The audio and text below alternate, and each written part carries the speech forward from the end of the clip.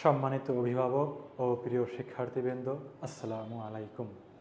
তোমরা যারা 2025-এ জুনিয়র বৃত্তি পরীক্ষায় অংশগ্রহণ করবা, তোমাদের জন্য নলেজ পয়েন্ট একাডেমি থেকে আমি ওয়ালিউল্লাহ আমার 9 বছরের টিচিং এক্সপিরিয়েন্স থেকে গণিতের সিলেবাস নিয়ে কিছু গুরুত্বপূর্ণ কথা শেয়ার করব, যেখানে থাকবে প্রশ্নের ধরন, নম্বর বিভাজন, কোন অধ্যায়গুলো সৃজনশীল প্রশ্নের জন্য গুরুত্বপূর্ণ, কোন প্রশ্নে কতটুকু সময় দিয়ে লিখলে তুমি নির্ধারিত সময়ের ভিতরে 100 মার্কের উত্তর করতে পারবা, কোন কাজগুলো পরীক্ষার হলে করা উচিত নয়, এই সমস্ত বিষয় নিয়ে কথা বলবো।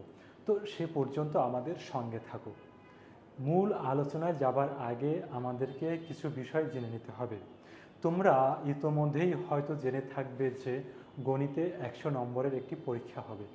এখন প্রশ্ন হচ্ছে, এই 100 নম্বরের পরীক্ষায় কি কি থাকবে?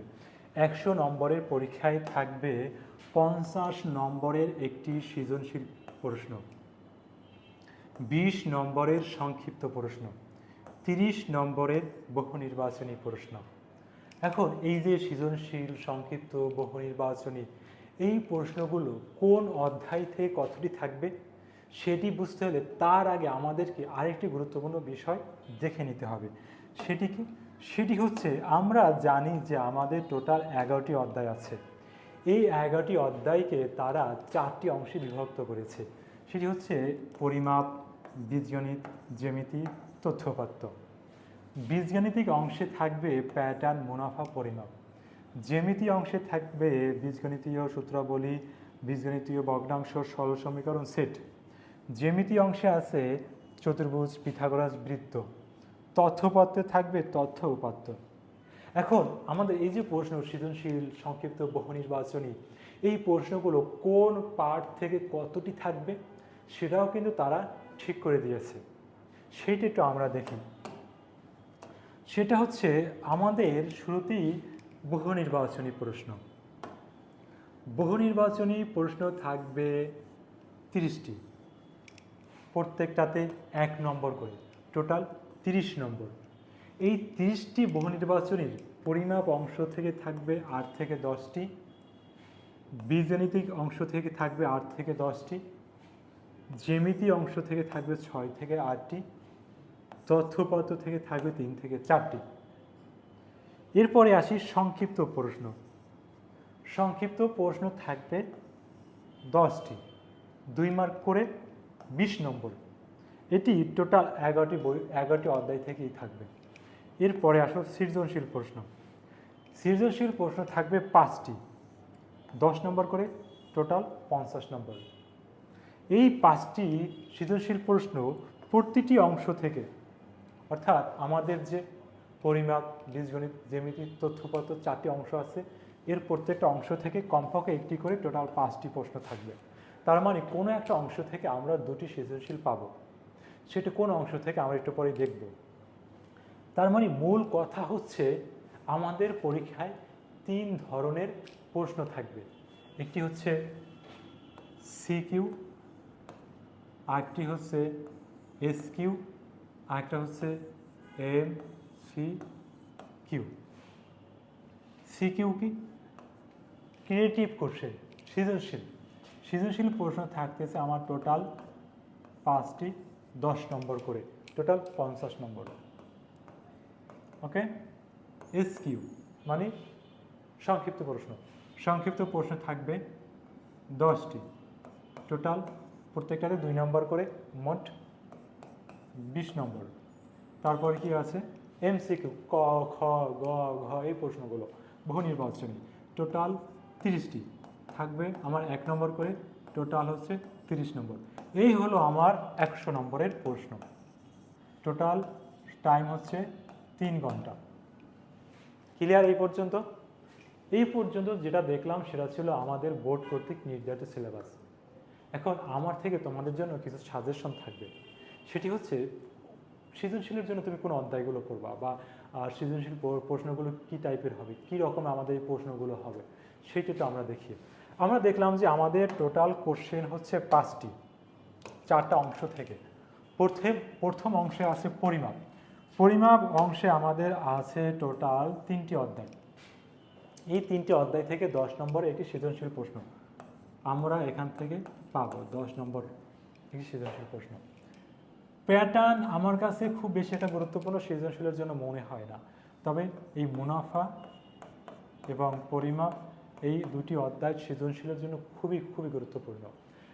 প্রশ্নটা খুব সম্ভবত তারা এখান থেকে যদি খ নেয়, এখান থেকে গ নিবে। যদি এখান থেকে গ নেয় তবে এখান থেকে খ নিবে। এরকম করে একটি 10 নম্বরের প্রশ্ন তারা সাজাবে। এরপরে আসো সব থেকে বড় যে অংশ, বীজগণিত। এখান থেকে আমরা একটা সৃজনশীল তো পাবো, কপাল ভালো থাকে তুমি এই পার্ট থেকে 2টা সৃজনশীল পাইতে পারো। কেমন? সেটা কি রকমের হবে? এই 2টা মিলে একটি সৃজনশীল, এই 2টা মিলে একটি সৃজনশীল। তার মানে এই অংশটা তোমাকে ভালো করে পড়তে হবে। এরপরে আসো জ্যামিতি অংশ। জ্যামিতি অংশ আছে 3টি অধ্যায়, এখান থেকে একটা সৃজনশীল থাকবে। চতুর্ভুজ খুব বেশি একটা গুরুত্বপূর্ণ না, এখান থেকে সর্বোচ্চ ক নম্বরের প্রশ্ন থাকতে পারে। কিন্তু এই যে পিথাগোরাস এবং এই বৃত্ত, এখান থেকে তুমি প্রশ্ন পাবা। বৃত্ত খুবই খুবই ইম্পর্টেন্ট, পিথাগোরাস। সেই প্রশ্নটা তারা এখান থেকে যদি খ করে, এখান থেকে গ করবে, এখান থেকে গ নিলে এখান থেকে খ, এইরকম করে তারা একটা কম্বাইন প্রশ্ন করবে। এরপরে আমাদের শেষে থাকলো কি? তথ্যপত্র। এটা নিয়ে আর কি বলবো বলো? তথ্যপত্রটা ভালো করে পড়ে যাবা, ফুল 10 নম্বর একটা কোশ্চেন এখান থেকে। এখন এই যে প্রশ্নগুলো, এই প্রশ্নগুলো আমরা বইতে যে অঙ্কগুলো করি সেই অঙ্কগুলো কি তুলে দেবে? না, একদমই তা না। বইয়ের অঙ্কের আলোকেই অঙ্কগুলো আসবে, কিন্তু সেটা একটু হার্ড হবে, কঠিন হবে। তার জন্য তোমার স্কুলের স্যারদের থেকে শিট নিতে পারো, তোমার গাইডে দেখবে অনেক সৃজনশীল আছে, সেগুলো প্র্যাকটিস করতে পারো। বিভিন্ন কোচিংয়ে মডেল টেস্টের ব্যবস্থা আছে, সেখানে জয়েন করতে পারো। বিশেষ করে আমাদের নলেজ পয়েন্ট একাডেমিতে বৃত্তির জন্য আলাদা একটা প্রোগ্রামিং আছে, সেখানে জয়েন করে তোমরা মডেল টেস্টে অংশগ্রহণ করতে পারো। অথবা নলেজ পয়েন্ট একাডেমি থেকে আমি এখন থেকে নিয়মিতই তোমাদের এই বৃত্তির গণিতের খুবই গুরুত্বপূর্ণ অধ্যায় থেকে আমি কিছু ভিডিও বানাবো, সেই ভিডিওগুলো তোমাদের সহায়ক হিসেবে কাজে আসতে পারে, সেটা তোমরা দেখতে পারো। মোট কথা হচ্ছে তোমাকে পড়তে হবে। এরপরে আছে আমাদের সংক্ষিপ্ত প্রশ্ন আছে 10টি। আমরা স্কুলে যে ধরনের প্রশ্নের সাথে অভ্যস্ত, পড়লাম আর লিখলাম, এত সহজ প্রশ্ন বৃত্তিতে আসবে না। কেমন? এই সংক্ষিপ্ত প্রশ্নগুলো আমাদের যে অনুশীলনী অঙ্কগুলো আমরা বড় বড় অঙ্ক করি, দেখো সেখান থেকে আমার অঙ্কগুলো চলে আসছে। সুতরাং এটার জন্য তোমাকে পড়তে হবে। এরপরে আসে বহু নির্বাচনী প্রশ্ন 30টি। এই প্রশ্নগুলো তুমি পড়বা, টিক দিবা, এটা ভাবার কোনো অপশন নাই। এটা বৃত্তি পরীক্ষা, পুরো বইটা ভালো করে পড়তে হবে, বেসিক ক্লিয়ার থাকতে হবে। শেষে যে কথাটা সেটা হচ্ছে, এত সব প্র্যাকটিসের মধ্য দিয়েও তোমার পরীক্ষাটা ভালো হবে না যদি তোমার টাইম ম্যানেজমেন্টটা না থাকে। কোন প্রশ্নে তুমি কতটুকু সময় দিবা সেটা আগে থেকে ঠিক করে প্র্যাকটিস করতে হবে। তা নাহলে দেখা যাবে তুমি প্রশ্নের উত্তর পারো কিন্তু সময়ের জন্য দিতে পারো নি। এই ক্ষেত্রে তুমি তোমার টাইমিংটা সাজানোর ক্ষেত্রে 20 থেকে 30 মিনিট সময় হাতে নিয়ে সাজাবা। ওই 20-30 মিনিট তুমি রিভিশন দেবা, আর কোনো একটা প্রশ্নের উত্তর না পারলে তখন সেটা দিবা। তুমি তোমার টাইমিংটা কিভাবে সাজাবা সেইটার একটা ধারণা আমি তোমাকে দেই। দেখো, বহু নির্বাচনী প্রশ্ন থাকবে 30টি, 30 নম্বর। এইটা তুমি 25 মিনিট দেওয়ার চেষ্টা করবা। সংক্ষিপ্ত প্রশ্ন থাকবে 10টি, 20 নম্বর। এটাও তুমি 25 মিনিটের ভিতরে দেওয়ার চেষ্টা করবা।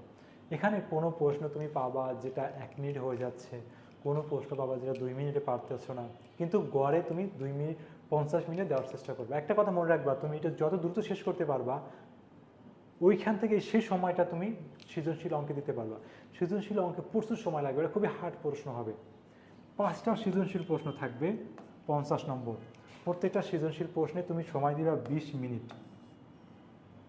এবং এখানে সেই 20 মিনিটে কতে হয়তো দেখা গেল তুমি 4 মিনিটে দিলা, খতে হয়তো তুমি দেখা গেল 8 মিনিটে লিখলা, গতে হয়তো তুমি দেখা গেল 8 মিনিটে দিলা। তার মানে 20 মিনিটে তুমি প্রত্যেকটা কোশ্চেন সমাধান করার চেষ্টা করবা।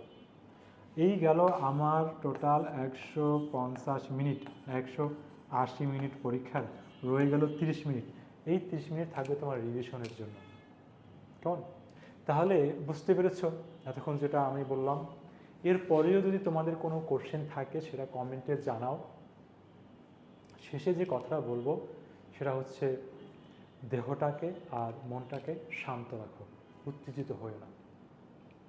প্র্যাকটিস করো, চর্চা করো, চর্চার ভিতরে থাকো। Best of luck.